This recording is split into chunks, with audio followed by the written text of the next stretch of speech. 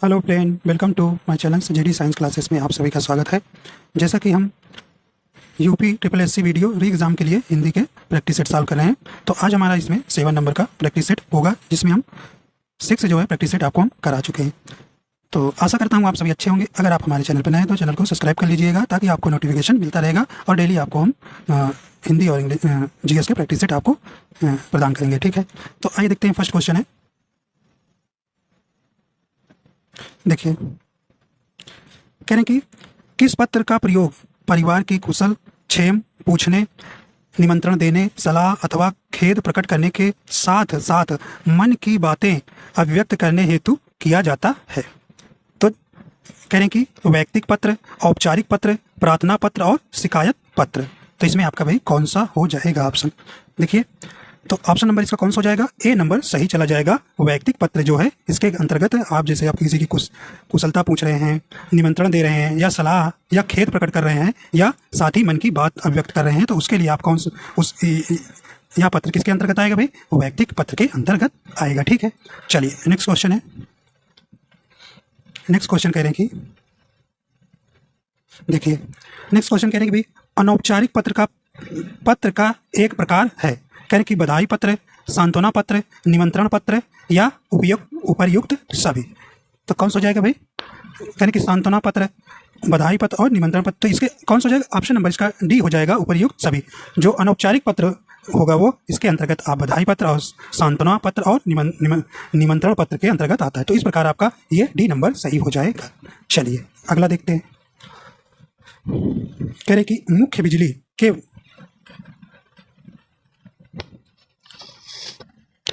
देखिए, कह रहे कि मुख्य बिजली के बल्बों के ऑर्डर के निरस्तीकरण की सूचना देते हुए किसे पत्र लिखेंगे? जैसे आपने बल्ब मंगाने की ऑर्डर ले लिया है, तो आप उसको निरस्त करना चाह रहे हैं, तो आप किन्हें इसकी सूचना देंगे? ठीक, तो कह रहे हैं कि संभारक को, उपलब्धता विभाग को, या बल्ब विभाग को, या अध्यक्ष महोदय को। तो कौन सा हो जाएगा भाई आपका यहाँ पर? तो ऑप्शन नंबर इसका कौन सा हो जाएगा? ए नंबर सही हो जाएगा। संभारक को इसका जो है सूचना देंगे। ठीक, तो ऑप्शन नंबर इसका ए नंबर सही हो जाएगा। आइए देखते हैं अगला क्वेश्चन है। कह रहे हैं कि सा ध्वनि का उच्चारण स्थान क्या है? सा ध्वनि का उच्चारण स्थान इसमें बताइए कौन सा हो जाएगा? तो कह रहे हैं कि दंत होगा, मूर्ध होगा, तालु होगा, या दंतालु होगा। तो कौन सा हो जाएगा भाई? ऑप्शन नंबर इसका कौन सा हो जाएगा? सी नंबर सही हो जाएगा। तालु जो है, सा ध्वनि का उच्चारण स्थान क्या है? तालु हो जाएगा। ठीक है, सा ध्वनि जो है का उच्चारण किसके अंतर्गत आएगा भाई? तालु के अंतर्गत आएगा। देखिए, आपको यहाँ पर याद रखना है, जैसे उष्ण व्यंजन के अंतर्गत, उष्ण व्यंजन के अंतर्गत कौन का आएगा भाई? साधारण सा आएगा, स, ख और हा। ठीक है, ये आपका कौन सा आएगा? उष्ण व्यंजन के अंदर। देखिए, अंतास्थ व्यंजन के अंतर्गत कौन से वर्ड आते हैं वर्ण? तो या आता है र, ला और वाह। इन्हें भी आप याद रखिएगा। तो ऐसे आप याद रखिएगा, जैसे इसको हटाते थे, कह रहे हैं कि जैसे आपको का, टा, टी, यम, डी और वी याद रखना है। देखिए, जैसे का से कंठ वर्ग आएंगे, का से कंठ वर्ग मतलब का वर्ग आएंगे। ठीक है, का मतलब कंठ वर्ग मतलब का वर्ग के आएंगे वर्ण। और देखिए, टा, टा मतलब तालु, तालु से चा वर्ग के आएंगे। ठीक है, और मा मतलब मूर्धन्य, तो टा वर्ग के अंतर्गत आएंगे। और डी मतलब दंतोष्ठ, मतलब ता वर्ग के अंतर्गत आएंगे। और वी मतलब ओठ, मतलब भाई पा वर्ग के अंतर्गत आएंगे। वी मतलब ओष्ठ व्यंजन पा वर्ग के अंतर्गत आएंगे। तो के, टी, एम, डी, वी आप इनको ऐसे ही याद रखिएगा। ठीक है, जैसे आपका पूछ ले कि छोटा आ और बड़ा आ ये किसके अंतर्गत आते हैं? तो ये कंठ के अंतर्गत आएंगे भाई। किसके? कंठ अंतर्गत आएंगे। और तालब्य के अंतर्गत छोटी ई, बड़ी ई तालब्य के अंतर्गत आते हैं। और एक आपसे बहुत पूछा जाता है, री बताइए किससे आता है? तो री किसके आता है? मूर्धन्य से आता है। क्यों भाई? मूर्धन्य। और ओठ से ऊ और बड़ा ऊ। ठीक है, इतना आप इसमें याद रखिएगा। तो दंत वो मूर्धन्य, री री री जो है किसके अंतर्गत आता है? मूर्धन्य के अंतर्गत। और कंठ छोटा बड़ा, तालब्य छोटी और बड़ी, स्वर में भी आपको याद रखना है। ठीक है, चलिए आगे चलते हैं। तो आपका यहाँ पे सी नंबर सही हो जाएगा। आइए देखते हैं अगला क्वेश्चन। कहने कि निम्नलिखित में से शुद्ध वर्तनी वाला शब्द आपको बताना है। शुद्ध वर्तनी वाला शब्द बताना है। चलिए, कहने की कुमुदनी या कुमुदनी या कुमुदनी। बताइए इसमें पांचवा का आंसर कौन सा हो जाएगा सही? तो कौन सा हो जाएगा? ऑप्शन नंबर यहाँ पे बी नंबर सही हो जाएगा, कुमुदनी। ठीक, तो सही शुद्ध वर्तनी क्या होगा? कुमुदनी। तो ऑप्शन नंबर बी सही हो जाएगा। चलिए भाई अगला देखते हैं। अगला है करें कि शुद्ध वर्तनी कौन सी है। देखिए करें उत्तीर्ण, उत्तीर्ण, उत्तीर्ण या उत्तीर्ण। तो कौन सा हो जाएगा ऑप्शन नंबर इसमें 6 का? तो ए नंबर आपका सही हो जाएगा। ए नंबर शुद्ध वर्तनी कौन सा हो जाएगा? उत्तीर्ण। तो ऑप्शन नंबर यहाँ पर ए सही हो जाएगा। चलिए अगला देखिए भाई। करें कि स्वर संधि में किसका मेल होता है? करें कि स्वरों का, व्यंजनों का, शब्दों का या मात्रा का। तो भाई किसना? जैसे छोटा आ प्लस छोटा आ मिलके क्या होता है? छोटा आ मिलके क्या हुआ? बड़ा आ हो गया। ठीक, जैसे विद्यालय। ठीक है, तो आपके किसका? तो इनमें स्वरों का मेल होता है। तो ऑप्शन नंबर देखिए कौन सा हो जाएगा? ए नंबर सही हो जाएगा। ठीक है, तो स्वर संधि 5 के कितने भेद होते हैं? 5 भेद होते हैं। ठीक है, और संधियाँ कितने प्रकार की होती हैं? 3 प्रकार की होती हैं। स्वर संधि, व्यंजन संधि, विसर्ग संधि। चलिए अगला चलते हैं। आइए देखते हैं अगला कारण कि ऋग्वेद का संधि विच्छेद बताइए। ऋग्वेद का संधि विच्छेद बताइए। कह रहे कि ए नंबर ऋक प्लस वेद या री प्लस वेद या ऋग प्लस वेद या री प्लस गवेद। तो बताइए कौन सा हो जाएगा? तो ऑप्शन नंबर इसका ए नंबर सही हो जाएगा। ये री और कामे हलन प्लस वाम एक मात्रा धातु, तो ऋग वेद। तो इसमें कौन से भाई व्यंजन है? इसमें व्यंजन संधि है। कौन सी? व्यंजन संधि है। ठीक है, व्यंजन संधि है। तो ए नंबर आपका सही हो जाएगा। चलिए अगला चलते हैं। अगला कह रहे हैं कि गौशाला में कौन सा समास है? तो आपको यहाँ समास के बारे में बताना है। कह रहे हैं कि तत्पुरुष है, द्वंद्व है, बहुब्रीहि है या द्विगु समास है। तो बताइए तो गौशाला में कौन सा समास है? देखिए गौशाला का आप समास विग्रह करेंगे तो गौ के लिए शाला, गौ के लिए, गौ के लिए शाला। ठीक है, तो बताइए कौन सा हो जाएगा ऑप्शन? देखिए चिन्ह आया है के लिए, तो आपका कौन सा इसमें? देखिए जिसमें आपका कारक चिन्ह आते हैं तो इसी से आपको पता करना है। तो ये में आपका तत्पुरुष समास में आते हैं। क्यों भाई? तो ऑप्शन नंबर ए इसका सही हो जाएगा। और देखिए द्वंद्व समास क्या होता है? द्वंद्व समास में आपके दोनों पद प्रधान होते हैं, जैसे माता पिता भाई बहन, और इनका समास विग्रह करेंगे तो और लगता है। ठीक है, और द्विगु समास में देखिए पहला पद क्या होता है? पहला पद आपका नंबर होता है, पहला पद नंबर होता है प्लस दूसरा पद भाई संज्ञा होता है। ठीक है, तो उसे द्विगु समास कहते हैं। ठीक है, बहुब्रीहि समास में अब ये पूछा जाता है, डिफिनीशन भी इसको याद रखिएगा। बहुब्रीहि समास में जो है इसमें कोई पद प्रधान नहीं होता। ऐसा पूछा जाता है कि ऐसा कौन सा समास है जिसमें कोई पद प्रधान नहीं होता? तो आप बताएंगे बहुब्रीहि समास। ठीक है, तो या जो है किसी विशेष अर्थ को रिप्रेजेंट करता है। ठीक है, तो इस प्रकार आपको याद रखना है इनकी परिभाषा भी। चलिए आगे। चलिए देखिए अगला है, कह रहे हैं कि पंचामृत मतलब पंच अमृत जिसको बोलते हैं में कौन सा समास है? बताइए भाई। तो इसका मतलब 5 अमृत का समाहार। समास विग्रह करेंगे तो बताइए। देखिए 5 आ रहा है, 5 आ रहा है, तो इसमें आपका मैंने अभी बताया कि ऐसा समास जिसमें पहला पद क्या हो? संज्ञा हो। पहला पद क्या हो? नंबर हो, हाँ संख्या हो। पहला पद आपका संख्या हो प्लस फिर अंतिम पद हो संज्ञा। ठीक है, तो उसमें कौन सा समास होता है भाई? कौन सा? द्विगु समास होता है। तो ऑप्शन नंबर 10 का कौन सा हो जाएगा? डी नंबर सही हो जाएगा। ठीक है, चलें आगे। देखिए कर्मधारय समास क्या होता है? कर्मधारय समास आपका वो होता है जिसमें पहला पद विशेषण होता है। क्या भाई? पहला पद विशेषण होता है और अंतिम पद संज्ञा होता है। ठीक है, तो उसे हम कर्मधारय समास कहते हैं। तो देखिए इनकी परिभाषा से भी क्वेश्चन बनते हैं, जरूरी नहीं कि एग्जाम के लिए आपसे पूछा जाए। ठीक है, तो आप ये परिभाषा भी याद रखिएगा। चलिए आगे चले। सुशिक्षित में देखिए उपसर्ग आया है, तो आप जानते हैं भाई कि उपसर्ग क्या लगता है? किसी मूल शब्द पहले लगता है। चलिए बताइए। कहें कि पर है, सु है, उ है, सी है, तो उपसर्ग हमेशा पहले लग देखा। शिक्षित आपका मूल शब्द हुआ, शिक्षित आपका मूल शब्द हुआ, और भैया सु क्या हो गया? उपसर्ग हो गया। तो आएगा ऑप्शन कौन? बी सही हो जाएगा। ऐसे आप तोड़ भी लीजिएगा। चलिए आप देखिए। कह रहे हैं कि बा उपसर्ग किसमें है?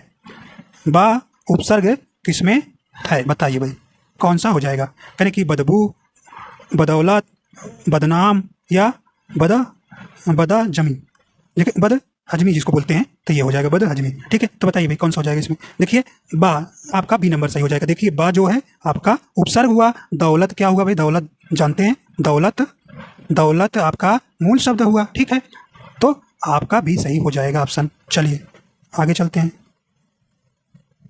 देखिए भाई नेक्स्ट क्वेश्चन है,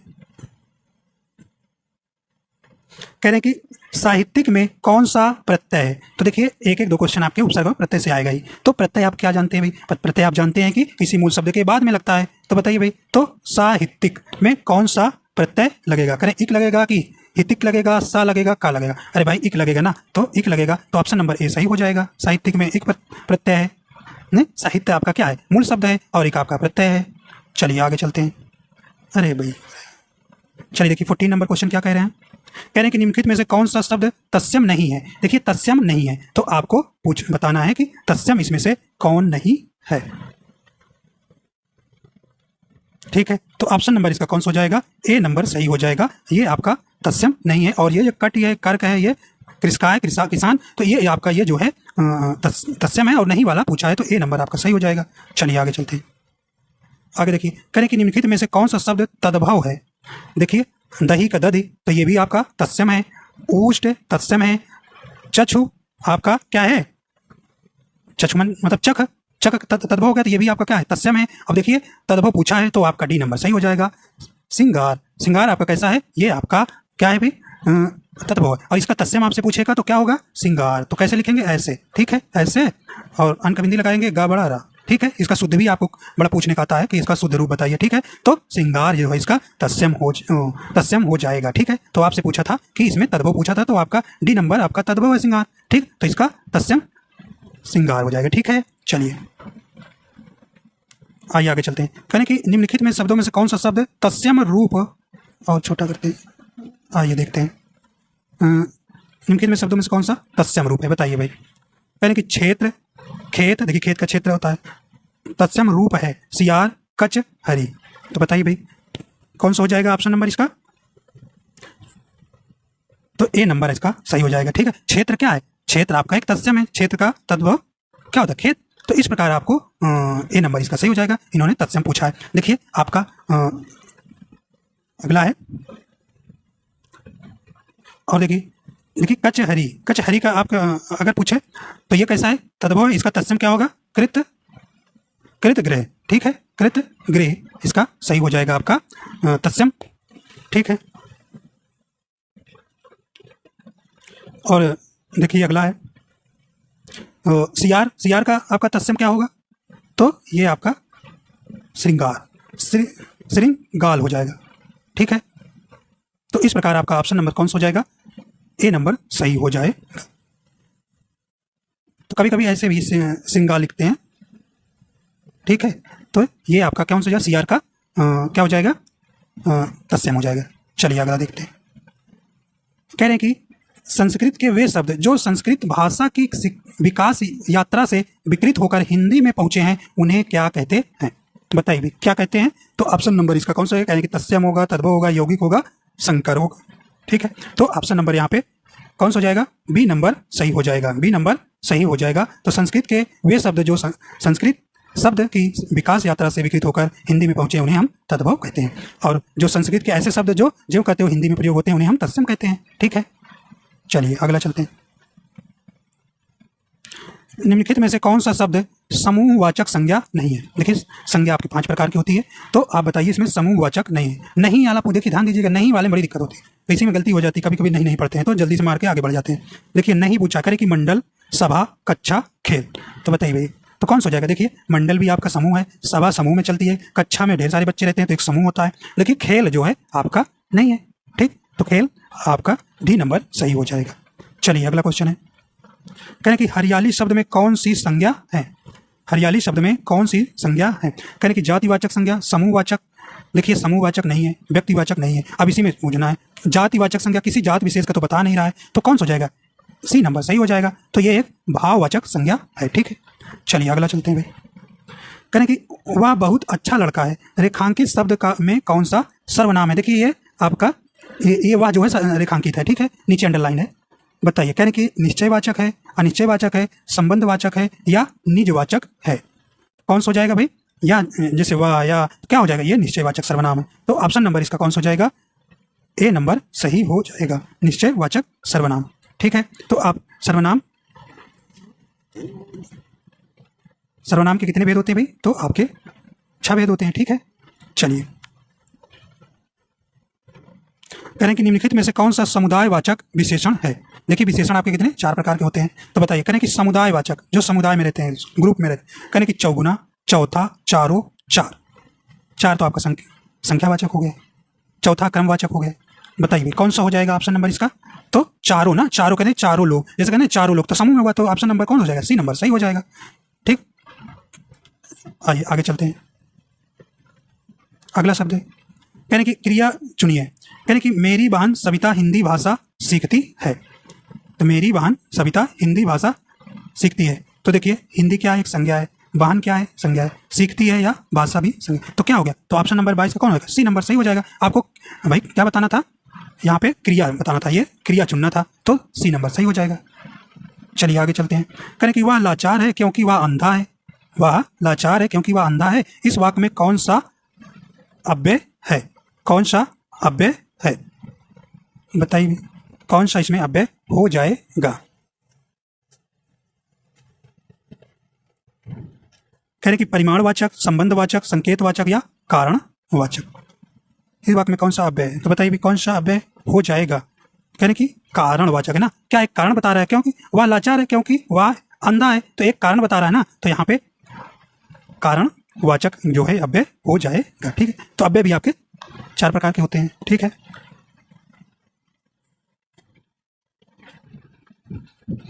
देखिए अव्यय अव्यय क्या होते हैं? अव्यय होते हैं ऐसे शब्द जिनमें लिंग, वचन, पुरुष, कारक आदि के कारण कोई विकार नहीं आता है। क्या कहलाते हैं? अव्यय कहलाते हैं। तो भाई क्या याद रखिएगा? लिंग, वचन, पुरुष,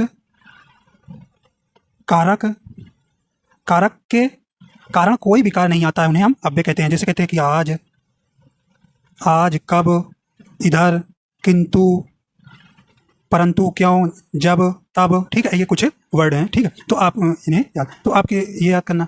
और देखिए जैसे आपके अव्यय कितने प्रकार के होते हैं, तो इनके कितने भेद होते हैं? 4 भेद होते हैं। तो एक क्रिया विशेषण अव्यय होता है, क्रिया विशेषण अव्यय। दूसरा, पहला ये, दूसरा है संबंध बोधक, संबंध बोधक अव्यय।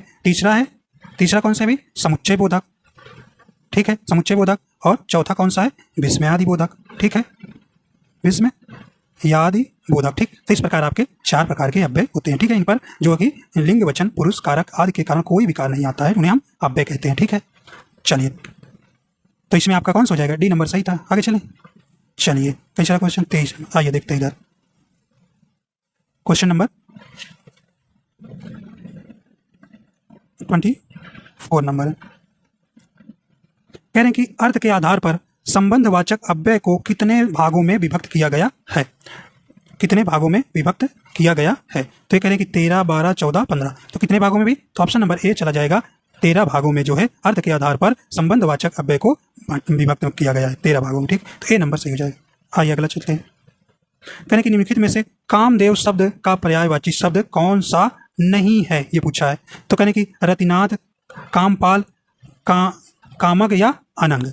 तो बताइए इसमें कौन सा हो जाएगा? तो कामदेव। तो ऑप्शन नंबर कौन सा हो जाएगा? बी नंबर सही हो जाएगा। ये जो है कामपाल जो है कामदेव का शब्द का पर्यायवाची शब्द नहीं है। देखिए कामदेव के और पर्यायवाची हैं, जैसे मोहन है, मोहक है, मयान है, सन्मत है, मार है, मीन केतन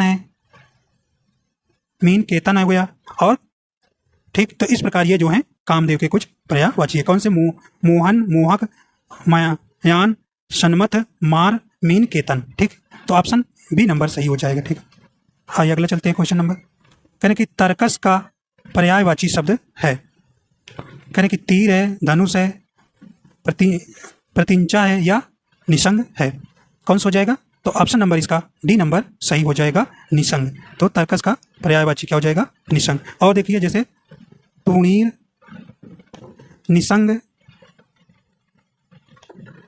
तुणी, उपासंग, तूण, ये कुछ शब्द जो हैं ये तर्कस के पर्यायवाची है। ठीक, तो इस प्रकार डी नंबर इसका सही हो जाएगा। अगला देखिए, कहने की अपेक्षा का विलोम है। कहने की उपेक्षा, अनुपेक्षा, सापेक्षता या परिपेक्ष। तो कौन सा हो जाएगा भाई? ऑप्शन नंबर इसका ए नंबर सही हो जाएगा, उपेक्षा। तो अपेक्षा का विलोम क्या हो जाएगा? उपेक्षा। अगला देखिए, कहने की परमार्थ का विलोम है। स्वार्थ है, शब्दार्थ है, दयावान है या दयाहीन है। कौन सा हो जाएगा भाई? परमार्थ क्या हो जाएगा? ऑप्शन नंबर इसका ए नंबर चला जाएगा, स्वार्थ हो जाएगा। कौन सा हो जाएगा? स्वार्थ इसका विलोम सही शब्द हो जाएगा।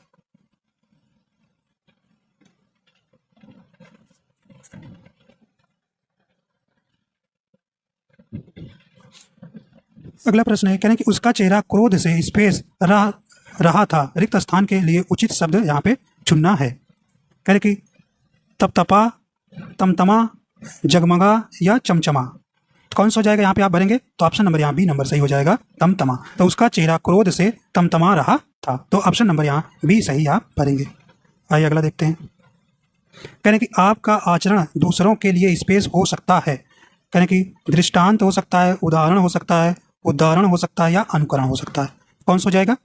तो आपका आचरण दूसरों के लिए क्या हो सकता है? तो ऑप्शन नंबर बी नंबर सही हो जाएगा, उदाहरण हो सकता है। तो इस प्रकार बी नंबर यहाँ सही हो जाएगा। आइए देखते हैं अगला क्वेश्चन।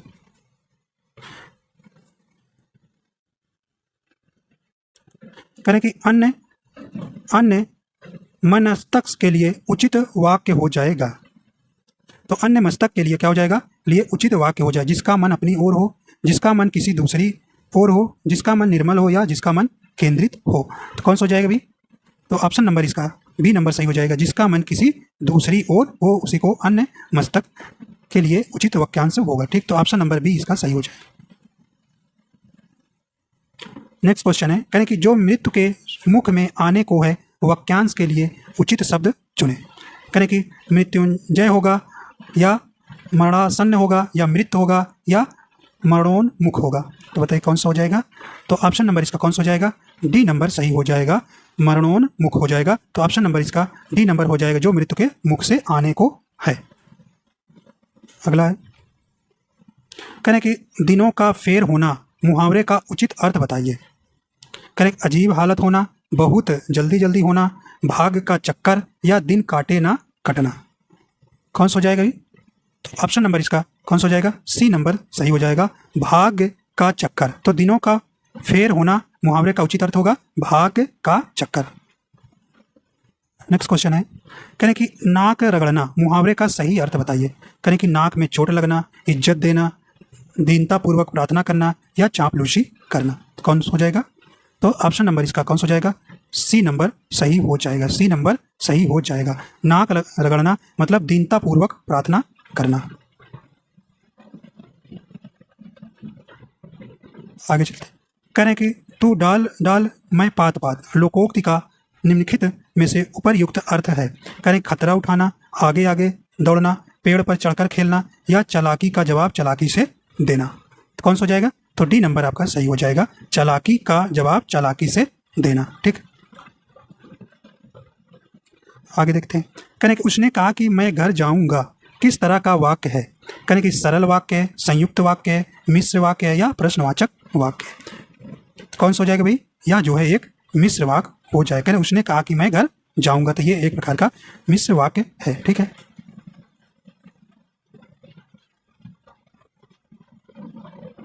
अगला क्वेश्चन है, कहने कि सलमा घर जाती है वाक्य है। कहने कि सरल वाक्य है, निषेधात्मक वाक्य है, अज्ञार्थक वाक्य है या इच्छार्थक वाक्य। तो कौन हो जाएगा? ये आपका ए नंबर सही हो जाएगा, एक सरल वाक्य है। सलमा घर जाती है कैसा है? सरल वाक्य है। अगला देखिए,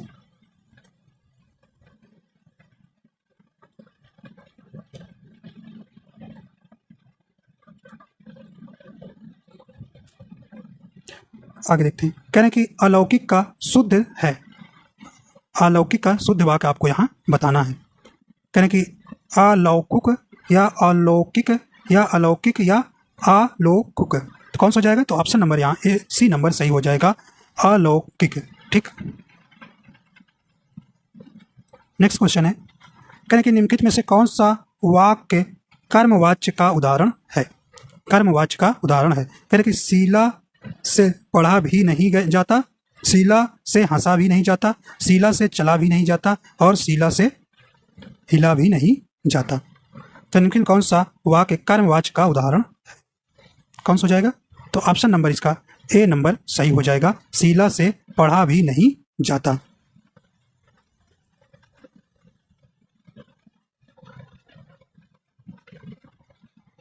अगला है, कहने कि से विभक्ति में से किस कारक के लिए युक्त होता है? तो ये कौन सा हो जाएगा? कर्ता, कर्म, संप्रदान या कर्ण। कौन सा हो जाएगा? तो ऑप्शन नंबर इसका डी नंबर सही हो जाएगा, कर्ण। तो से विभक्ति निम्न में से किस कारक के लिए प्रयुक्त होता है? कारण कारक। ठीक, तो यहाँ पे अपादान कारक होता तो आप अपादान भी लगा सकते थे। ठीक है, तो यहाँ से विभक्ति किसके लिए आया है? कारण कारक के लिए आया है। ठीक, तो देखिए कारक कितने प्रकार के होते हैं? कुल 8 प्रकार के होते हैं। कितने प्रकार के? 8 प्रकार के होते हैं, जिनके कारक चिन्ह आपका कर्ता कारक। कर्ता का चिन्ह क्या है? ने होता है। ठीक, कर्म का को होता है चिन्ह। ठीक, करण का से के द्वारा। ठीक है, यहाँ देखिए से आया ना करण कारक, तो इसलिए आपको यहाँ डी नंबर इसका सही होगा। संप्रदान के लिए क्या होता है? संप्रदान कारक के लिए क्या होता है? को के लिए।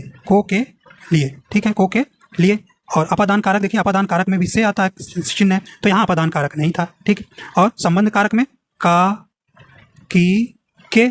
ठीक, और अधिकरण कारक में क्या होता है? में पर। क्या भाई? में पर अधिकरण कारक में, और संबोधन में हे अरे। ठीक, तो इस प्रकार आपके कारक कितने होते हैं? 8 होते हैं, जिनके चिन्ह इस प्रकार हैं। ठीक, तो यहाँ पे डी आप लगाएंगे। आइए अगला देखते हैं। करें कि अन्य पुरुष एक वचन सर्वनाम, अन्य पुरुष एक वचन सर्वनाम का संप्रदान कारक बहुवचन रूप होगा। करें कि उससे, उनके, उनसे या उन्हें। कौन सा हो जाएगा? और छोटा करते हैं, चलिए बताइए 41 का कौन सा हो जाएगा? तो ऑप्शन नंबर इसका डी हो जाएगा, उन्हें। तो अन्य पुरुष एक वचन सर्वनाम का संप्रदान कारक बहुवचन रूप होगा उन्हें। आइए देखते हैं अगला क्वेश्चन। कहने कि कौन सा शब्द हरियाणा का स्त्रीलिंग रूप है? कौन सा शब्द हरियाणा का स्त्रीलिंग होगा? कहने कि हरिणी, हिरणी या हिरणी। कौन सा हो जाएगा? ऑप्शन नंबर इसका सही हो जाएगा, ए नंबर, हरिणी। ठीक, अगला है। कहने कि दिए शब्द में से नित्य एक वचन का प्रयोग होने वाला कौन सा शब्द? देखिए नहीं वाला पूछा है, तो ध्यान दीजिएगा। कहने कि जनता है, पानी है, हस्ताक्षर है, आकाश है। तो कौन सा हो जाएगा? तो सी नंबर हो जाएगा, हस्ताक्षर।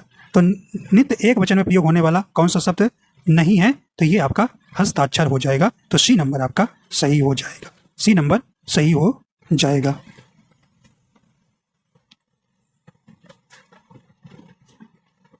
आइए देखते हैं कुछ शब्द जो हमेशा जो है ऐसे होते हैं सदैव बहुवचन में प्रयोग होते हैं। जैसे प्राण हो गया, इनको कभी प्राणे आप नहीं करेंगे। ठीक है, दर्शन कभी दर्शने नहीं करेंगे। आंसू, होश, बाल कभी बाले नहीं करेंगे। ठीक है, बाल। और हस्ताक्षर, तो ये कैसे शब्द हैं? सदैव बहुवचन में प्रयोग होते हैं। ठीक है, आइए देखते हैं सदैव कुछ ऐसे हैं जो एक वचन में प्रयोग होते हैं। आइए शब्द देख लेते हैं। जैसे माल हो गया, जनता हो गया, ठीक है, सामान हो गया, सामग्री हो गया, ठीक है, और सोना हो गया। तो ये ऐसे कुछ शब्द हैं जो सदैव एक वचन में प्रयोग होते हैं। ठीक है, आइए अगला चलते हैं। अगला कह रहे हैं